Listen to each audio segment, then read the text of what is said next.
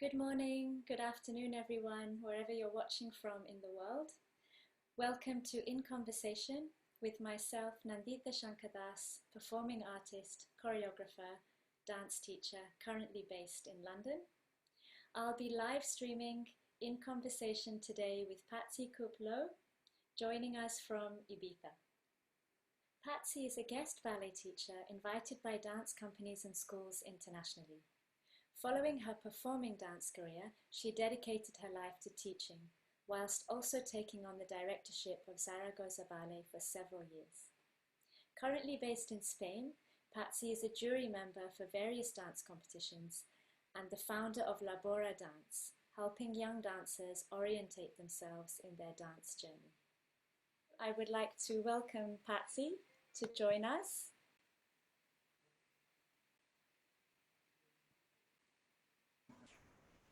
Hi Patsy, welcome. Hello, how are you? I'm good. How are you in Ibiza? Very good. I'm always good in Ibiza. Very warm. Yeah, it's always very warm. It's lovely to see you. And I would like to share how you and I first met and how we know each other. So Patsy and I met in 2011. I had just started working for Compañía Nacional de Danza in Madrid, in Spain, under the directorship of José Carlos Martinez. And José Carlos invited Patsy to give company class to the dancers. Often she would be invited before a premiere to give us our daily training before rehearsals and before performances. And from the moment I met Patsy when she first walked in through the doors of the studio, I was immediately taken by her warmth, her light, and her presence of the space, very calming, and it immediately changed the energy in the room. Patsy and I have kept in touch since then over messages, voice notes, and calls. And during this period of COVID-19 and lockdown, I was out for a walk, and Patsy shared a beautiful voice note with me, which I listened as I was in the park. And she was just talking about all her inspirations, all the teachers that inspired her, and different approaches. And I just thought, wow, this really needs to be shared with the dance world and with the world. And that's why we decided to set this up and share this conversation with all of you watching. So welcome, Patsy, and yeah, tell us how This you is, are today. yeah, I'm fine. This is really exciting. And I think it's a great new way to communicate also, because we often can't get together so easily. So like this, we can all share our ideas and knowledge. And I want to say thank you to Nandi to invite me here. I was very surprised when she said, let's have an interview like this. And I'm happy we're doing it, and I hope we can be very spontaneous about it anyway. And Nandi, when I saw her in the studio, immediately was something special to me, like an angel in the ballet studio. And I'm very happy that I was lucky to meet her and that we continue our relationship like this. Yeah, Patsy, it's a pleasure to still continue our friendship over the distance.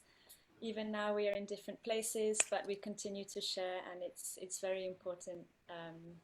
And it's really a pleasure for me also to keep learning from you and in your sharing of the experiences that you've had. So yeah, I thought today we'd start at the beginning, based on the conversations we've had and what I know about your life. So yeah, let's start at the beginning. How did you arrive in dance? I know that you started dancing at your mother's school in Stuttgart. Tell us about those early days and your experience with dance and music. Well, I guess I was sort of conceived on the ballet bar and grew up inside the ballet studio inside of my mother, because she was working to the very end, even though she wasn't young anymore. And then when I was born, I was there all the time again. So it was sort of like, I don't know, I got it with the mother milk, I think, the dance and the ballet and the atmosphere, and also the music was something very, very important for me. And she had this Russian wonderful musician who was an amazing pianist. And I think she also woke up all the desire for music and dance in me, and to play the piano. And actually, when my mother passed away just a few months ago, I played some music on the piano for her through the telephone because I couldn't be there. That was the same that this pianist had been. So it was really like part of my babyhood, I guess. Yes. And your mother herself, she also started in dance quite early. Did she also start to teach at an early age? How was her journey? Well, my mother's journey was special because she was Jewish, and with the Nazis, they were actually lucky to be able to go out of Germany in time. She was in the last kinder transport, and then when she was about 16, she was in London trying to survive between bomb raids and taking ballet classes with amazing people that she always, and seeing Margot Fonteyn. And she spoke about it to her last day.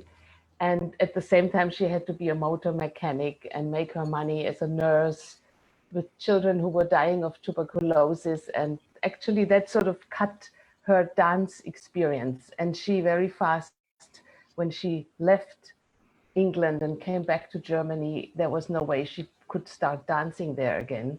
So she founded her school pretty fast in Stuttgart, yes. That. Patsy, from your mother's school, you went on to continue your training in Cannes with Yes. La High Tower. Tell us about those years in getting ready for the professional world and entering into a company. Well, actually, it wasn't immediately Cannes. From my mother's school, I went first to Munich to the Academy of Music and Arts, and it was actually a course that started also being dancer and also teacher. It was very interesting at that young age, no? And from there, actually, I found it necessary to keep dancing a bit more before doing auditions. And Cannes absolutely changed my life. Madame Rosella changed my life. Uh, let's say I was not the ideal type for a ballet dancer from the beginning. I had to work really hard on it. And some teachers wouldn't see in me that what I have. The first person who really saw it was Madame Rosella, because she was believing that everybody had a special path. And that's what I think I also learned from her. She didn't only look at the classical shape, she also looked at the person behind it. And she always said to me, "Oh, Patsy, don't worry, you'll be doing something very special one day. Just keep learning, keep going, keep experiencing." And yeah, being in Cannes, of course, there's the sea, which I've always been in love with since I lived there. And there was the film festival. And of course, I had to go there. And actually, Rosella permitted me to not take class for a few days. So I could be at the film festival. She was always so open that everybody should learn other things. And a part of her, there were amazing teachers, and especially José Ferran. Many, especially boys, remember him. He was so passionate. I have never seen a teacher so passionate in his classes. And he loved his students to such an extent that he would want to throw things at them, but it was all out of passion, and they all knew it, and they all loved him. And I think every day I teach in my life, and I've started really early, he's always been there in some moment. And all this Vaganova style that he was teaching, it was giving us so much information about epaulement, about lines, about coordination. It was very, very special. And then, of course, in Cannes at that moment, there was this summer course and Easter course and winter, and all the famous dancers came from all over the world, and fantastic teachers. And I remember Patricia Neary and And I remember standing at the bar behind Makarova, who was pregnant at that time. And I could tell hundreds of stories. It was such an inspiring moment in that school. And I'm so thankful I could be there at that time. Wonderful. And Patsy, you mentioned the Vaganova technique. How do you find the Vaganova technique unique and different to other ballet techniques? Because maybe some people watching are not familiar with the different ballet techniques, but what do you find special about the Vaganova technique in particular? I mean, if we talk about that, we're going into a terrain which I would say is interesting, which would also lead me to David Howard, which I was going to talk about later, because he always said from all styles, like say Royal Ballet, Cecchetti, Vaganova, all the different French, of course, also, you take what you think is the best for you. He always said that, and then you make a class out of it. But while you are in formation, it was interesting to have such different teachers. Rosella was totally unpredictable. Her class didn't even start with pliés. It was all spontaneous. You had to be all the time ready for the change. But then Jose's class was every day the same class for a week, day by day, getting more difficult and more épaulement and more and longer combinations until on Friday you knew it all and your body would do it automatically. And I just think there is a lot of knowledge in the twisting and the torso and the arms and the épaulements that make classical ballet so interesting, and it's not stiff at all because of all that. And that's why I think it's good that students go through a certain amount of different techniques. And I like, for that reason, I like the Vaganova. I also like the contretemps and the musicality. It's very well thought through, I think. And just in case there's anyone watching who's not familiar with the French ballet language, how would you briefly, in a nutshell, summarize the term épaulement? Oh dear. It's No, I think it has to do a lot with diagonals Mhm. and with alignment of your torso and your arms and your eyes, especially the eyes, which I use a lot. I talk a lot about eyes and breathing in class. The direction of the eyes is the direction of your intent. So in these épaulements that many people mix them up and mess them up, it means shoulder alignment, if you would translate it. No, épaule is shoulder. Right. So it has all to do with the torso. And there is so many different twists and positions that in other techniques are not quite as definite as in Vaganova. Right. Did I say that well? Yeah, I think I would agree with you for épaulement and this energy of a spiral in the Yes, torso. So you yes. mentioned the twisting.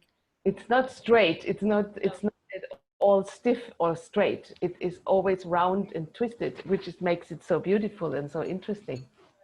Yes. And then, Patsy, you've mentioned to me that you recognized your passion for teaching at quite an early age.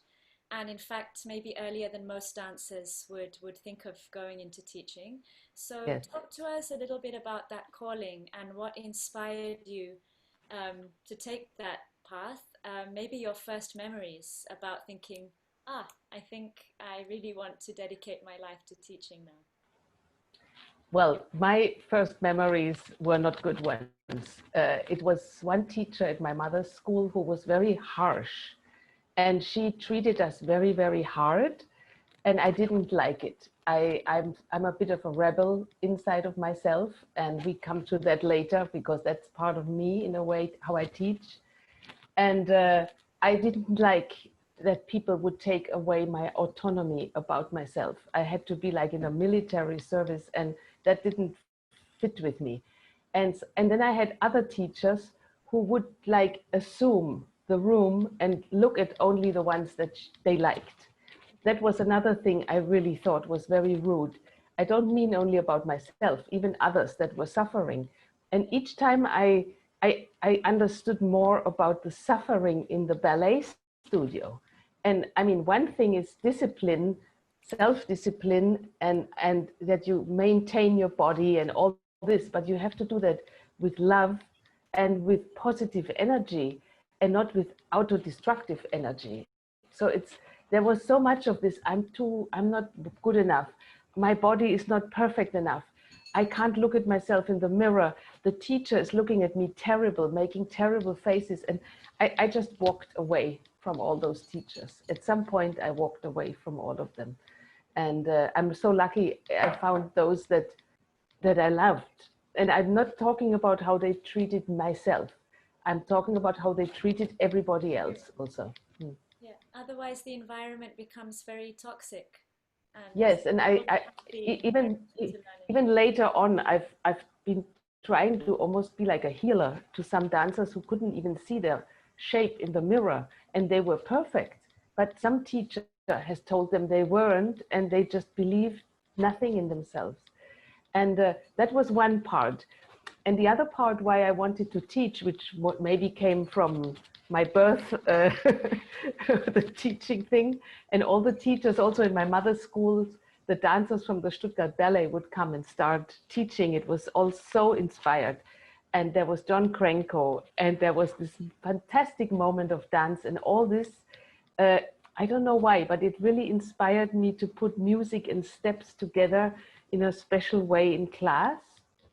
But we go on to that later, because very early I was interested in things like Feldenkrais therapy, touching people in a different way, in a nice way, and yeah, all the not showing the limit to the body, so the body always feels like it can go further. You know what I mean? There is like almost like a therapeutic part in it. That's what I was interested in from the beginning also. Yeah. Being in your classes over the years, there is this wonderful sense of support that you give, and Mm. that it's very clear that you want to nurture anyone who is in your class. So that is something that you definitely create in all the classes I've been in of yours. But I also understand where that comes from, and the experiences you had perhaps in classes that were not supportive and not Yes. nurturing. And I love that you could transform that experience into something so rich and golden for anyone who you teach. I, So I I'm happy you say that, yeah. yeah, it's very important to see that how things come about, you know. So it's important to note.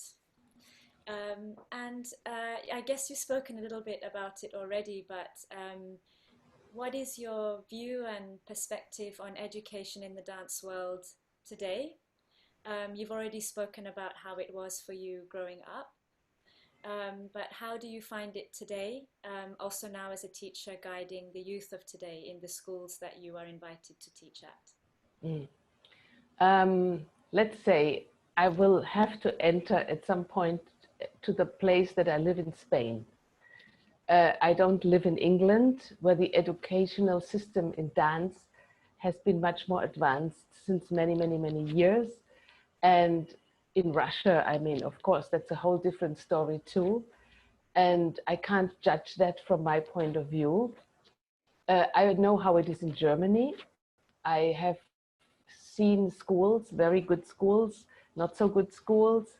It's extremely important that the schools have the right teachers to go in the right direction with the young people.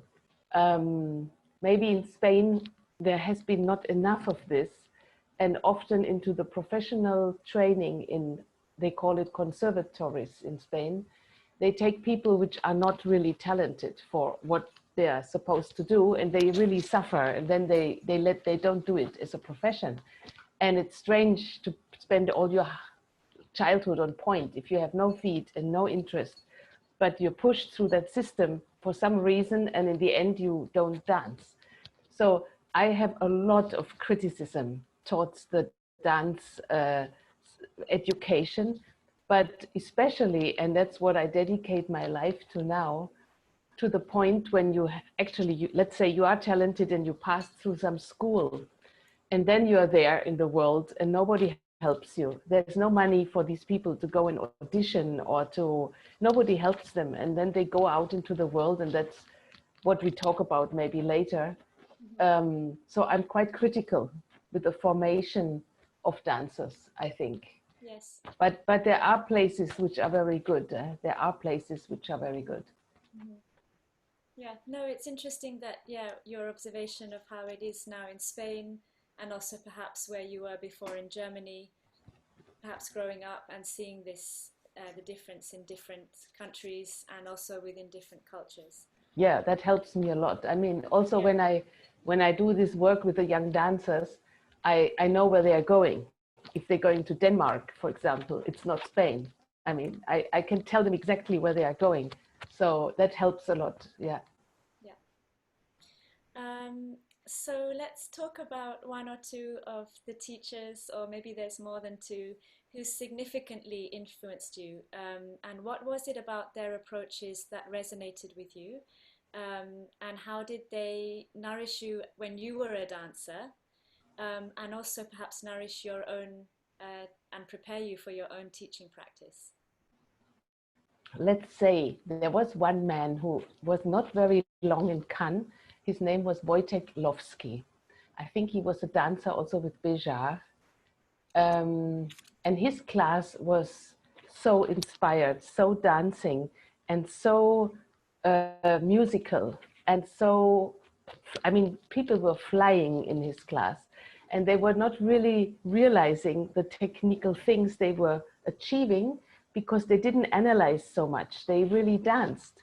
And the atmosphere and everything in that moment was so magic that I fell totally in love with that. And I think there is a little bit of him in when I teach. There's not a lot written about him. There's a tiny little book, but he was an amazing teacher for a very short time, unfortunately. And then I go straight to David Howard, who I followed for a while. I took his teaching courses for a long while because I liked also his rhythm.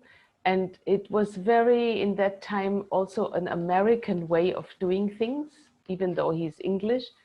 It was very dynamic. It was very sane for the body, and it had nothing unnatural in the movement. I really learned a lot, especially how he talked about music, and he was really a teacher for teachers. That's something I thought was really, really interesting. And lately I've been asked by some dancers who are starting to teach to be their teacher in a way, to explain to them what they're doing better or what they could do different in a class. So I think David Howard was very good about that to the very end. Yes. Lovely. And Patsy, tell us a little bit about your transition from finishing your training and entering company life. And also, with that experience of your own transition, how do you also now, when you're invited to guest teach with companies, how do you prepare dancers for their day, which is full of rehearsals, performances? What are your priorities when you go into a company to teach? So a little bit about your transition, how that transition was from school to company, because as we know, the school, there is many hours of training, perhaps less performance, although there is opportunity for performance. When we enter a company as a young dancer, there's much less focus on training because you've completed your training. So there's only the daily class, and then is a day full of hours of rehearsals and performance. So that responsibility of the dancer to keep taking care of themselves once they enter the company, to keep up their training, to keep strong, to keep healthy, because they're essentially on their own once they enter a company. They become very independent. So yeah, I wanted to touch upon that. Well, that's a point that I have also read on dancers' bodies and how they change when I was directing or being a ballet master in Zaragoza and other places as a ballet master. When they come from the school, first they have a lot of energy, and then all of a sudden nobody really looks at them. and they have to accept maybe to be more in the back because it's a company with people who are older and who are in front.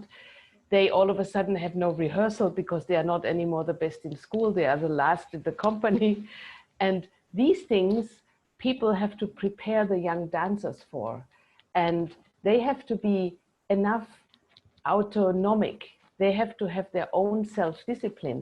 They cannot have the discipline that some teacher is putting on top of them.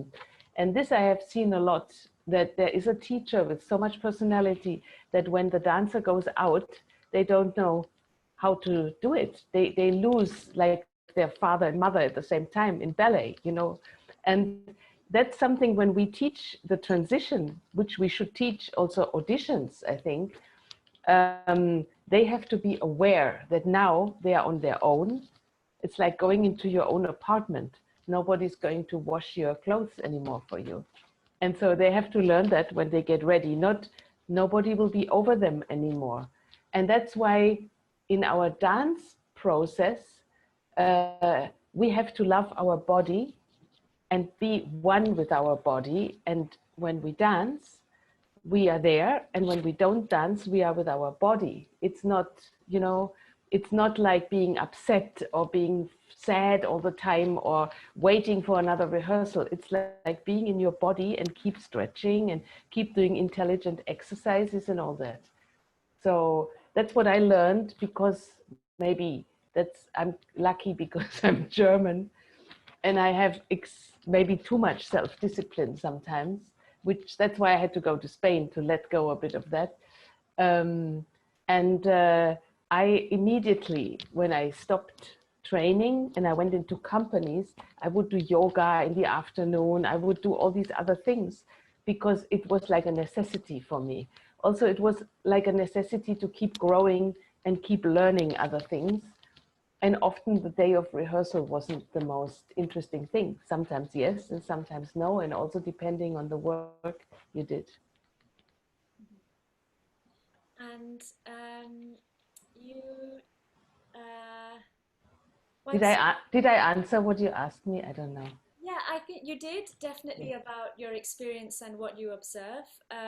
If you want to elaborate on what is your priority when you give a company class, Ah, yes, that yes. would be lovely to But that's a long subject, because I started giving company class very early, first in Ljubljana and then in Zaragoza. Also in between, I gave class to some soloists from the Stuttgart Ballet.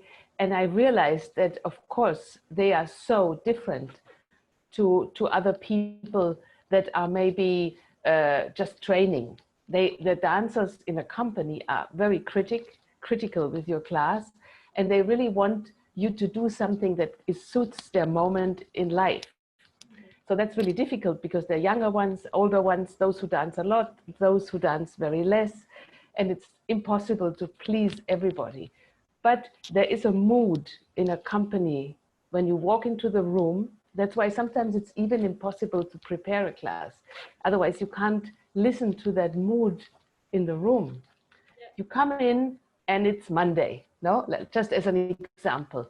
Or it's one day before a premiere. Or it's the last day before the holiday, etc. It's all the time different, no? And so you have to tune into that mood of the people, which in general is something you can feel if you are open and relaxed about teaching a spontaneous class, which is the best with professionals, because then you can really relate to them. As now with students, which I must say, especially I want to say that at one point here, that I have the most enormous respect for teachers that teach children and who have the patience to teach them all the steps, how to do the steps, and to be with all these changes that children go through, and the detail of ballet. I mean, it's so much information. I have been always dedicated to older students. I did younger ones, but I realized either you do this or you do something else. So I decided to do something else, which is more advanced students and professionals.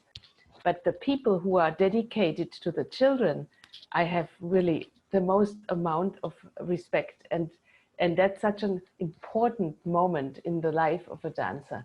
And they should have the most wonderful, wonderful formation always. And they should always be conscious that the child is the most important thing to teach, actually.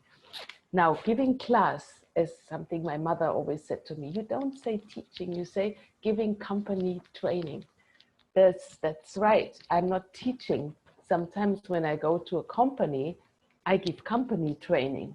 And during that training, I try them to maintain their technique, to have fun, which that's like the most important, I think also. You have to have fun, no? Like Mary Poppins said, everything that must be done has an element of fun. You find the fun and snap. So that's how you can do pirouettes. You find the fun in trying to do pirouettes. Well, that was just a little joke. That's a very nice essence of teaching. That's very me, yeah, also.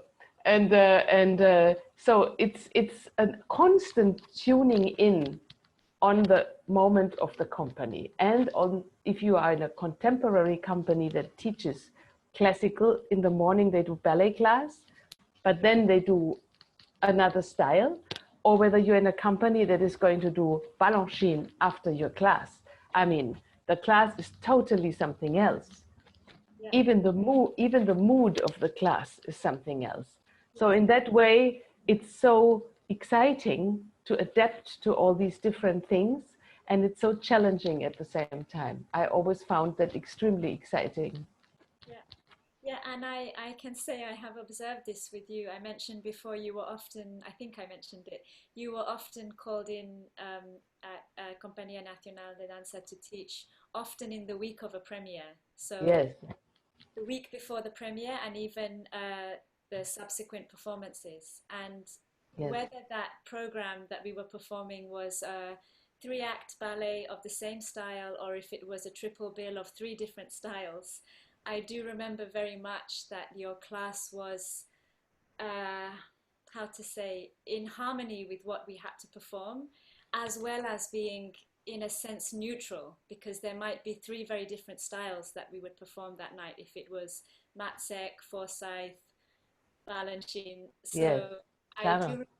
I think I do have a memory that when we were doing a Forsyth program, or Forsyth was in the program that evening, that week, that you would challenge us in the class to Yes, talk about it before the epaulement in ballet, the yeah, opposition, the spiral, that you would incorporate that into the class, because Forsyth is an extreme epaulement, let's say. yes, Um, so yeah, I yes, do feel of that course. Mm. yeah, you prepared us and you kept us on our toes in that sense, and really kept the sense of coordination alive for what we needed to tackle later on in rehearsal and performance. So yeah, I think you're right. Being in tune with the moment and Oh, yeah, and feeling how the dancers are, if they're very tired from the day of rehearsals from before, then how much to push them and how much to not, but still keep them yes. ready. And there's some things that are totally contradictory, which I learned throughout the years. Like when they're tired, normally you have to push them into jumping and being energetic, and they wake up and then they're great. Yeah, If you go into an adagio mood and everything is slow and light, they go worse. I've really realized when you're tired, you need something really special. And yeah, it's also not, it's not to please them, it's not to please the dancers, but it is to be in harmony with them. That's a very different thing in a way. And they know, yet you want to challenge them, that's when they need it. But if they trust you, I mean, if they don't trust you, it's bad news anyway. But if they trust you, and they see, oh my God, she's doing this today, it's for something, you're doing it, and then they will notice why. yeah, Yeah, yeah. So to re-stimulate them also, if they're a little bit of out of course. out of Yes. that day, you need to get them back into focus, which Yeah, or the typical second cast that feels like they didn't have enough rehearsal. mm, Yeah, and they go on, and you know exactly who is the one who is nervous in class, and then you can cuddle them a little bit You can stroke them a little bit when you pass them at the bar, or give them a sweet little smile. And it does the world for somebody who is really nervous and maybe doesn't feel prepared, instead of pushing us. You know what I mean? Yeah, it's a little bit about psychology, I think, too. Yes, absolutely. And I do have a memory also in your class, perhaps I think it must have been the week of a premiere or before a performance, that you always picked up, for me personally anyway, when I was holding a lot of extra tension, Yeah. which was not necessary, not needed, and was only actually an obstacle, being an obstacle to me.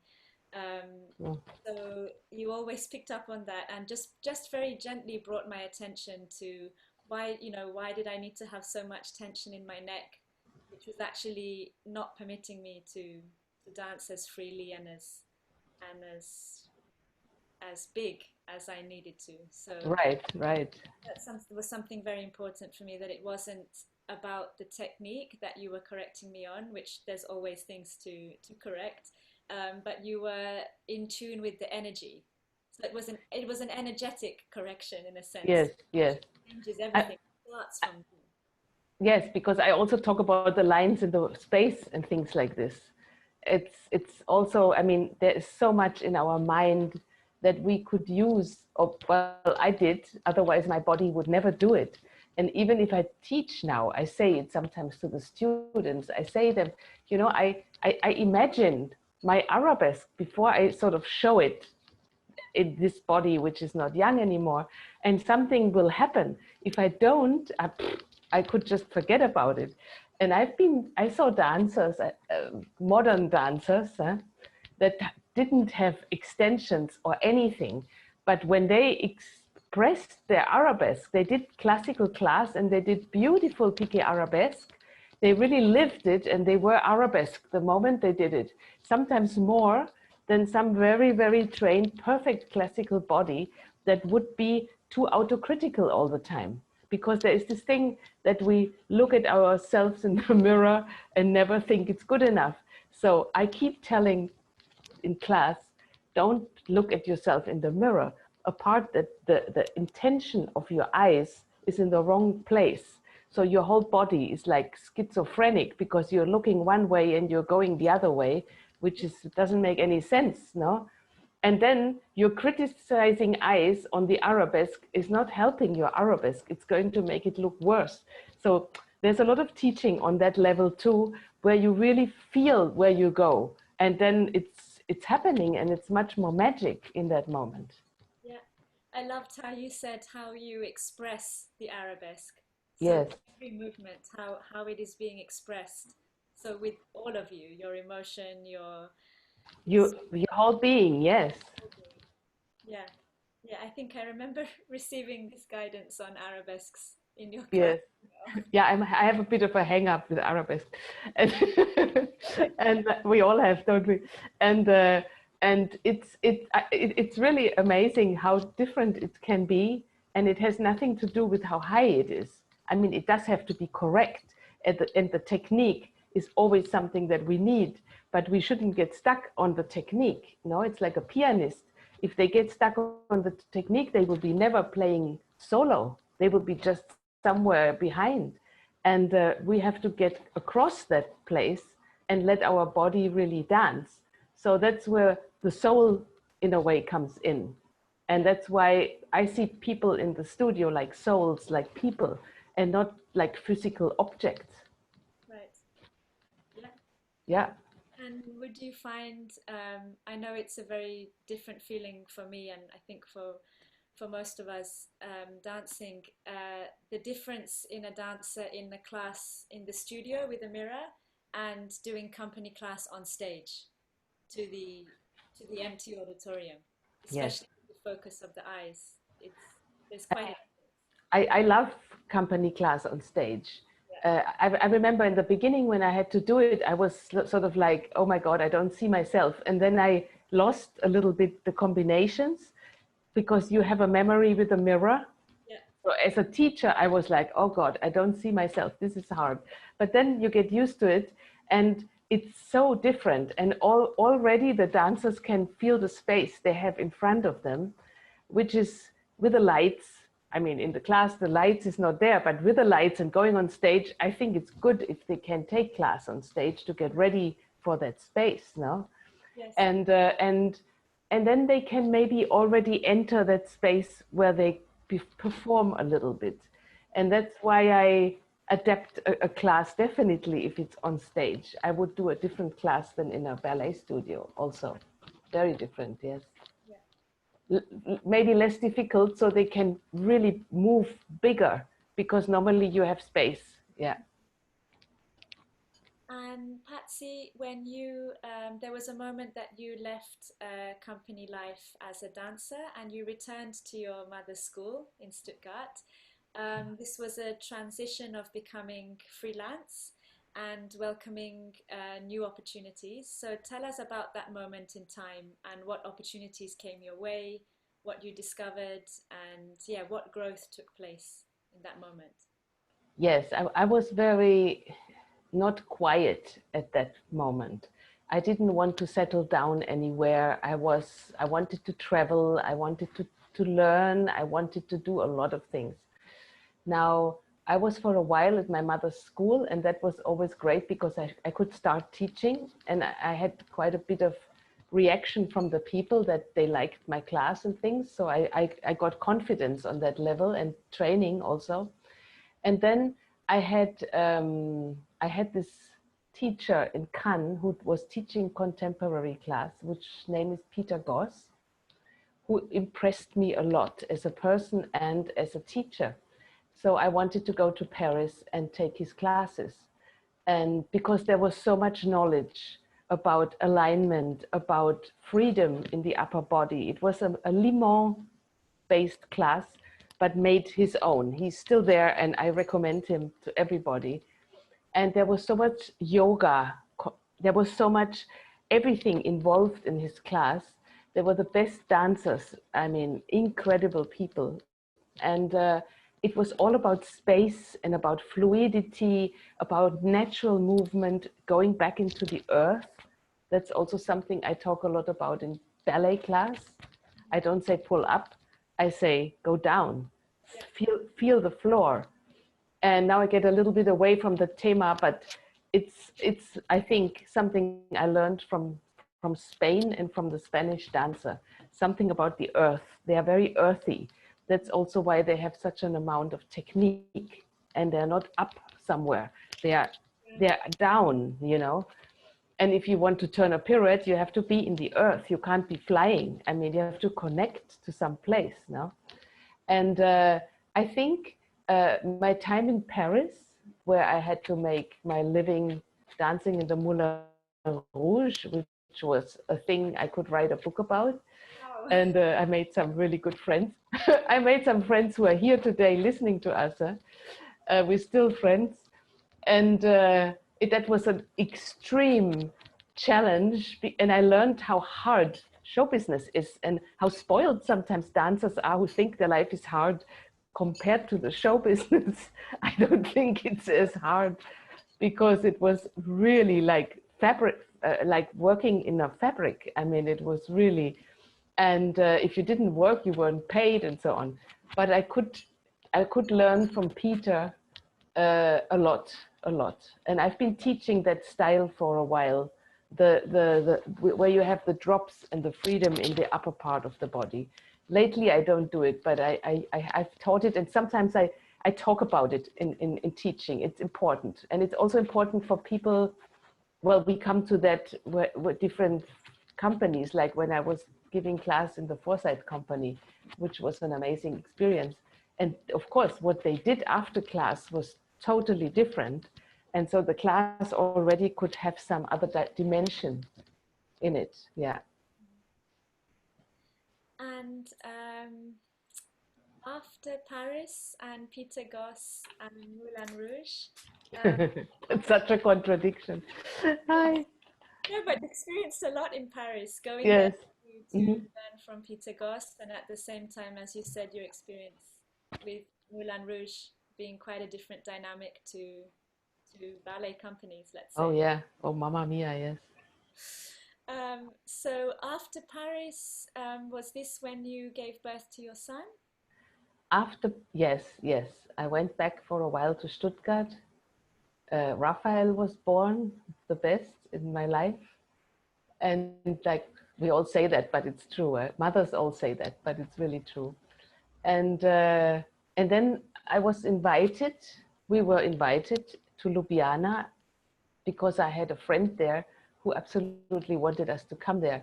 So I could teach there in the company, in the school, which was a good school, and in a modern company, three times a day. So that was tough. That was a lot of work. I could choreograph also, and in class, it was really a lesson. I mean, because it's very influenced by Russian style, especially at that time, everybody was used to such a different class. And here I come with my idea of breathing, of feeling good, of not overturning out, etc. And they looked at me like, oh my God, she's crazy. But then I noticed the young people, they really liked what I would say. And I went back there now, like 3 years ago, and the old people, which then were young, they said they learned so much from that time. But for me, it was a hard lesson. Huh? It was a hard lesson. The Russian teacher standing in the corner watching me, it was hard. But I think we all need to learn through those lessons, and then we grow. So I always was searching these places where I just had to bite myself through and learn a little more. Yes, and then if you want me to go on in this direction, just to say for a second, then the war started in Slovenia, and we had to leave, especially with a little child. You didn't want to sit around in the war. It wasn't long there, but still we left. And from there, I got a call from Mauro Galindo to be ballet mistress in Zaragoza. Right. He had just become director there, and so that's how my life changed into Spain. Right. And that was with the company in Zaragoza, Zaragoza Ballet?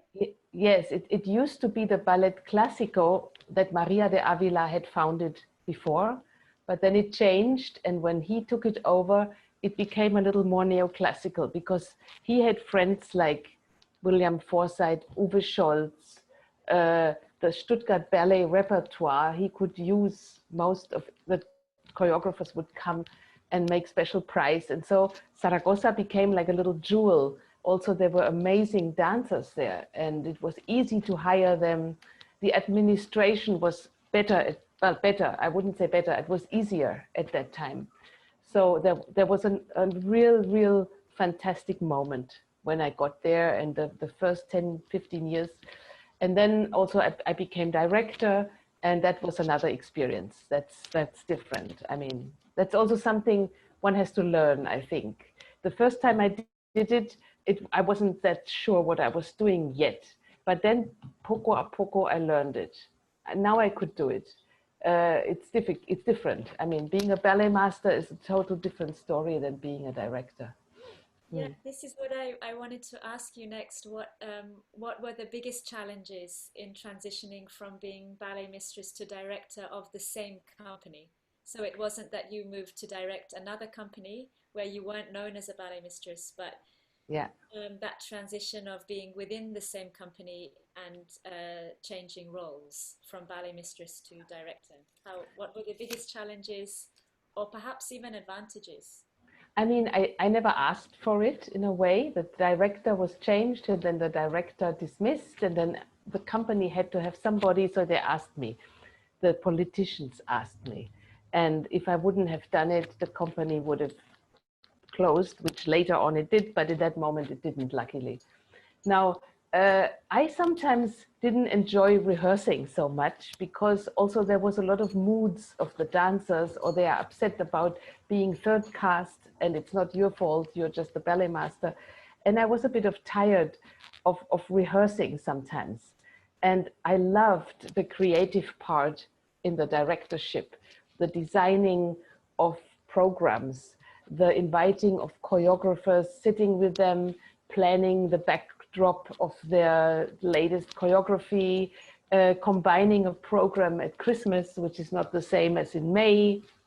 All this creative part, I just loved it. I really loved it. So in the end, I really enjoyed the directing. I also did choreography, which I had the freedom to do then, and that I also enjoyed. I didn't do a lot, but I enjoyed. So all that creativity, you don't have it so much as a ballet master because you reproduce what the dancers have to do exactly. The more exact, the better you are. And the only freedom you have in a way is in class. But yeah, I liked the directing part. I was still teaching when I was directing. I never stopped teaching ever. Hmm. And as a director, you were able to program which repertoire Yes. in the following season. So, in your time as director, what repertoire did you bring for the company, and what did you enjoy the most? I mean, Those- it definitely was limited by the money that was available in Spain. It's not Hamburg or Stuttgart. Um, so I had to do a very good program. And also, you have to realize where you are and what the audience wants. Mhm. So there was always a program around May that was very versatile, and there were modern choreographers.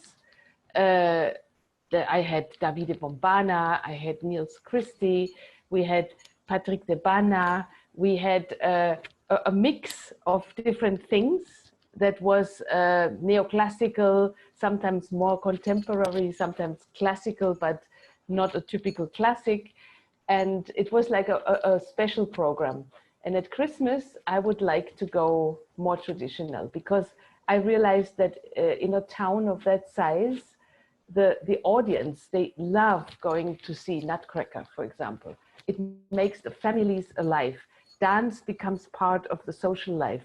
I mean, they would come with their grandparents, and it was such a wonderful way to see the whole town coming together in the ballet, in the theater. Like, no, and maybe I'm not just a fan of watching all the time Nutcracker, but I'm a fan of seeing how the kids from the school get involved, how people can understand ballet who don't know about it. I really tried to have a traditional thing at Christmas. We also had once galas with invited people that used to be dancing in Zaragoza, and we had some balanchine always, which is always very like for a celebration. And yeah, and it pulls the company up always because it's such a good technique for them. And so I tried to be very versatile, and I think that's a bit how I grew up in Stuttgart. That's what they did there also, and they're still doing that there actually. Yeah. And I believe that's a good way of having a theater move forward, but at the same time, please also audience and the people who are older and all of them. I mean, we are here in the service of the audience. We're not only here to how do you say, to do good to ourselves, no? Right, right. And planning programs around Christmas time, as you mentioned, it's the holidays, so Yes, encourages people to come as a family to the theatre. Whereas during other times in the year, you might go just with a friend or a partner. So you needed to cater to a show that was yes. enjoyed by the whole family. But I remember there were some dancers, they would complain and go, oh my God, again, I have to do this waltz of flowers in the Nutcracker, Mamma Mia.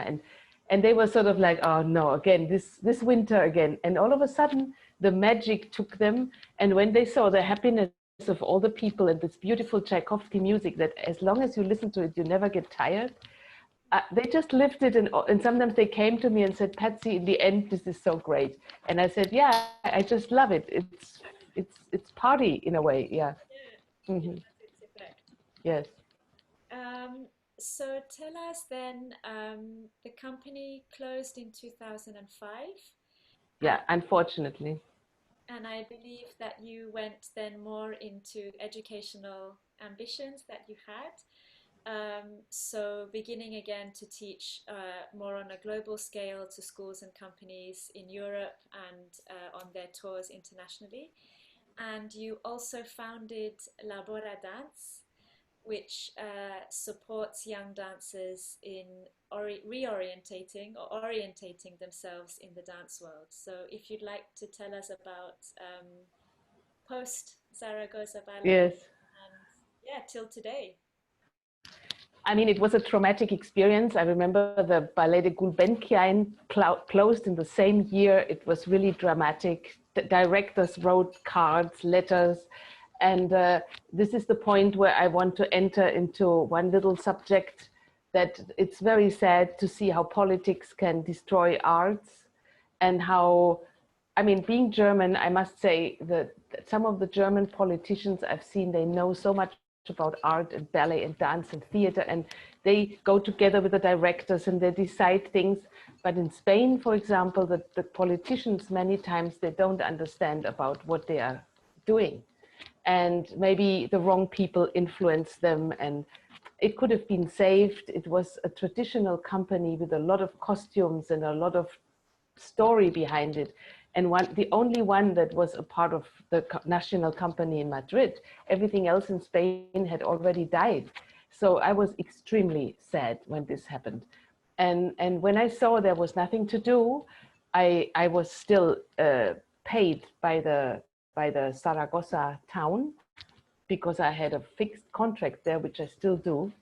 So I tried to move away as often that I could, and at the same time start something new there that would help exactly that transition, which I called Laboradance.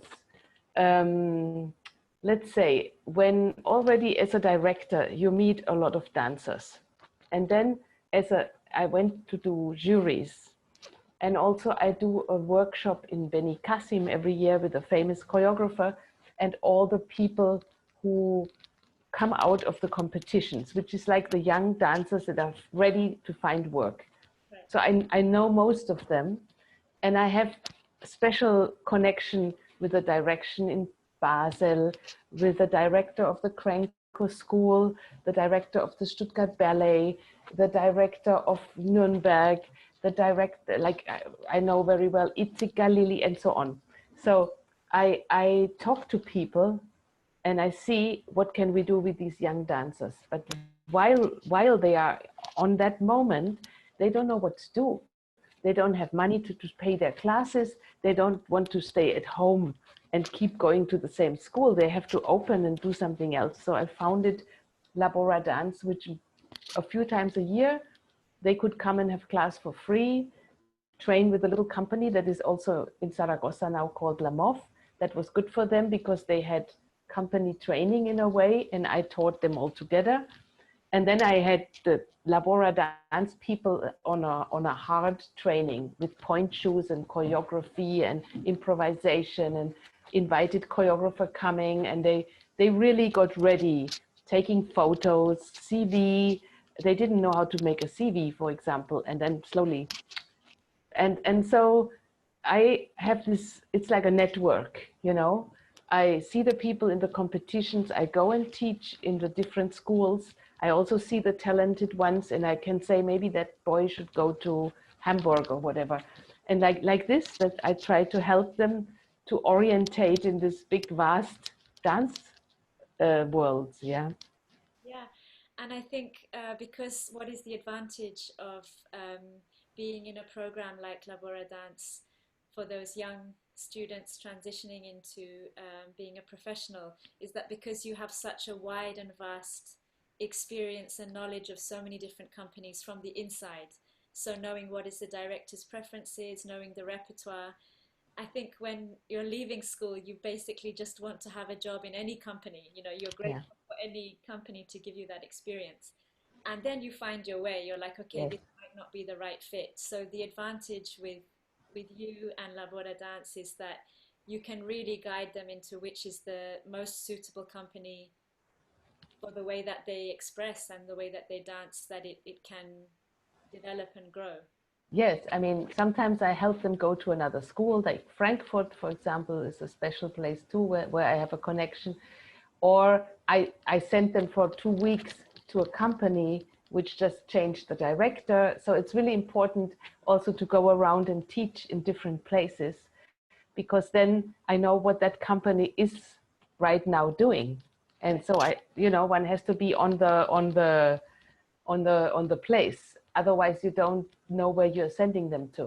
And places change, schools change, companies change. One has to sort of follow the flow of what's happening with these places. Yeah, and keeping in touch with when directors change and Yes. the energy of the company might change. But it is terribly difficult for some of them. And then they end up teaching what they never wanted to do. And they end up teaching in some little school in wherever they grew up, and they never go out because they have not the money to support their own auditions. I have quite some now that with the COVID, they are locked somewhere and actually they should go on audition. And it's such a challenge to be in shape and to be ready and to go on audition if you can't go out of, I mean, yeah, I have a lot of compassion for the dancers right now. And what I also wanted to say, I always had a special feeling for teenagers, like from 16 on or 15 on, when life gets really complicated. And maybe you see your family, your parents, your teachers, you see everything with different eyes, and the hormones are jumping. Yeah, it's difficult. I have a lot of patience for these youngsters. I love them to death. I felt so misunderstood when I was in that phase, that I have a lot of patience for them. I think it's such a hard moment in life, and that's what forms our whole future, that moment. So yeah, I'm happy if I can keep working in that direction and keep pushing them. Yeah, and you recognized what was missing in your time and what was needed, which is what drive Yes, to offer. yes. And I mean, there should be Laboradances everywhere, or young companies that like they have in Hamburg, and they have in many other places. That's so good for the dancers if they can get out of the school into a young company and from there into a big company. That's the best actually for them. Yes. Yeah, that's so good. And if there's a good example, why not follow it? No? Right. Yes. Yes. Yeah. And Patsy, lastly, I would love to ask you two pieces of guidance. One for dancers anywhere, perhaps of any style, not necessarily just ballet, but one or two pieces of guidance for dancers wanting to transition into teaching. Just one word of wisdom, not one word, one No. Mm-hmm.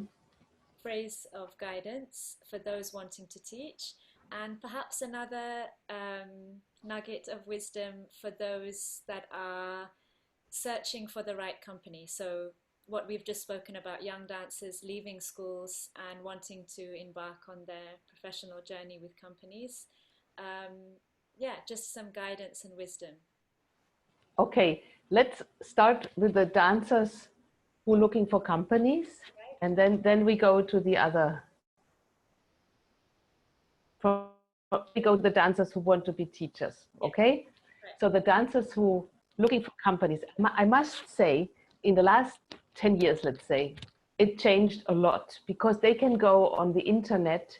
They can go and watch those companies dance. They can look at stuff they are doing because there's things on YouTube. They can read about every member of the company on internet. All this before, when I was young, there was nothing of this. You were going with a train to Wiesbaden, and you just knew the name of the director and nothing else. I mean, and you did an audition and they didn't take you and you went back home. But now everybody is like a network. The dancers know each other. They come from the same school. They stay together. They help each other. It's amazing, no? Yes. And I think it's a bit easier on that level, a part of the financial problems, all what I said before, but it's a bit easier for a dancer today to check out a company and see how is this now, even to talk somehow on a chat in internet to a dancer who dances there. It's a little bit easier. Yes. So I really think somebody should be very critical about themselves, what they are, and not have flowers in their head and do auditions for big famous companies if they know their body or their preparation is not there, because it's such a not nice experience now. And I've seen such sad people with the with how do you say, with a suitcase, rolling suitcase. I've seen dancers with a rolling suitcase walking out of auditions so devastated. And I think that comes from the wrong idea about oneself.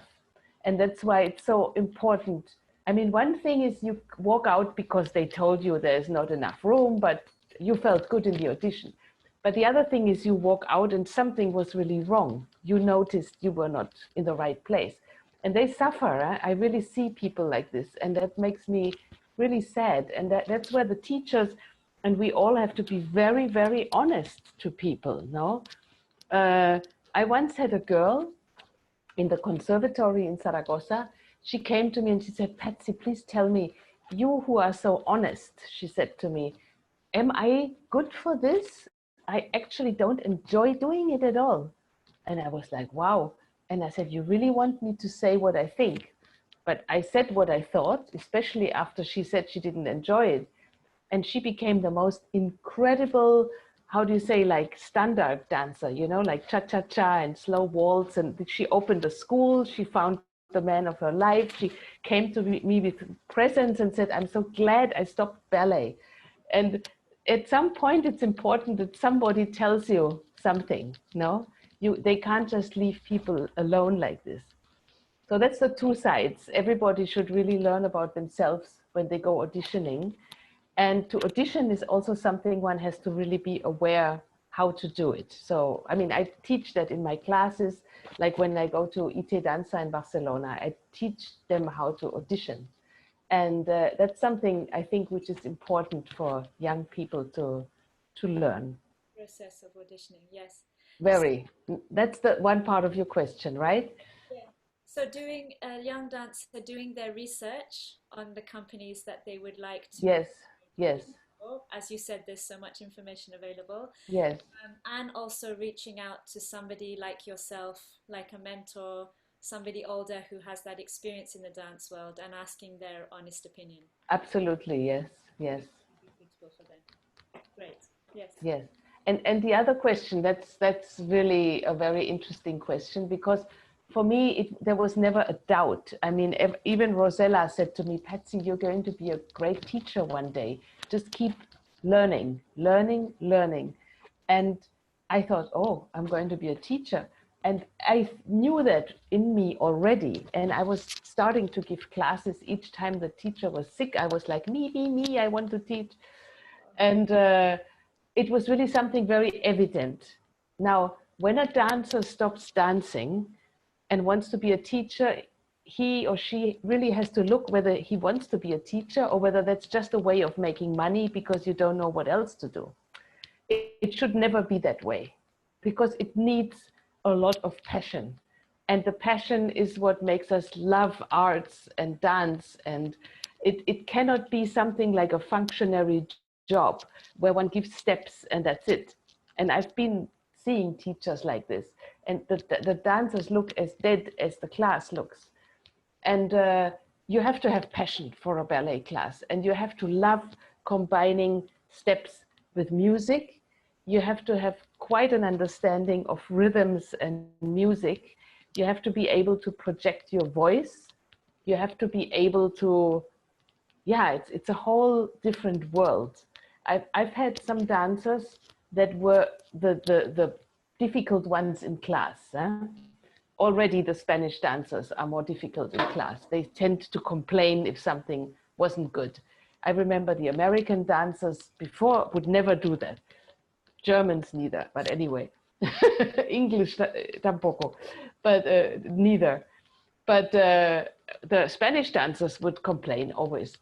And then at the end of some 10 years later, some of those people who always complained came to me and said, goodness, Patsy, now we understand. Now I'm on the other side and I'm teaching.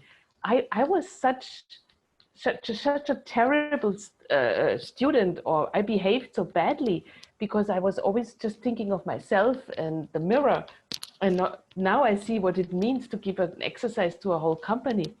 And it's also, I've seen teachers that it took a while to do like their teaching exams. They had to do it 2 or 3 times, but they really, really wanted to do it, and they became great teachers.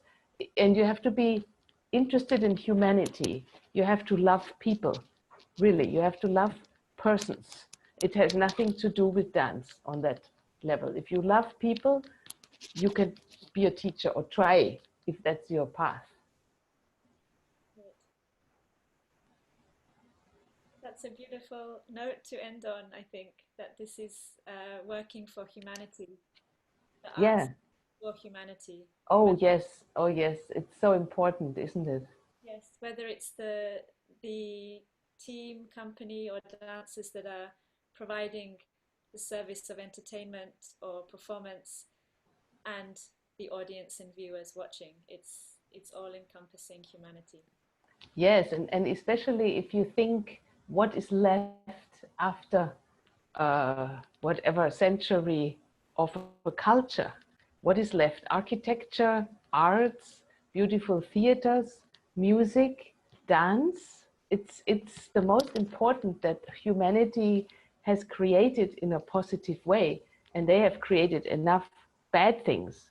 So I really think it's important to have that balance and to keep nourishing the arts in the children, in ourselves, in the whole world.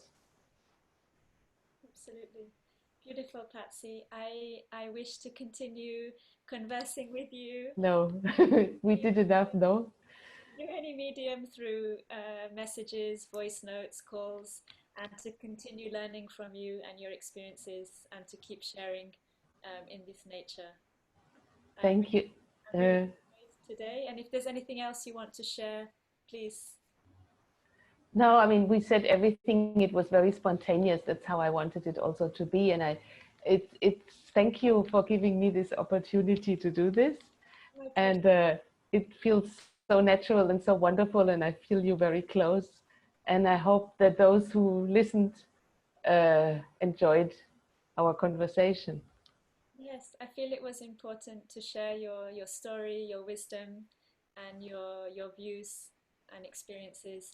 And anyone watching now or anyone that will watch, this live session will be available on Facebook, on my page, and we'll also get it onto Patsy's page. If you want to follow her, it's Patsy Kuppe-Loew. And if you have any questions for Patsy, then you can always, yeah, write to either of us. I can get questions across to Patsy to answer, or you can write to her directly. You can find her on my page through also the live session link, which is going to be shared, which will be available now to watch after this. Great. So thank you for listening, for watching and joining us in this conversation. And Patsy, thank you for your time and your cooperation to make this happen. It was a great moment. We are now sweating away. Yes. Maybe we need to, yeah, move around and get out. But it was a wonderful way to start the day also. Thank you. Thank you, Nandi. Lots of love. Bye. Love, love. Take Thank you. care. Bye. Bye. Bye bye.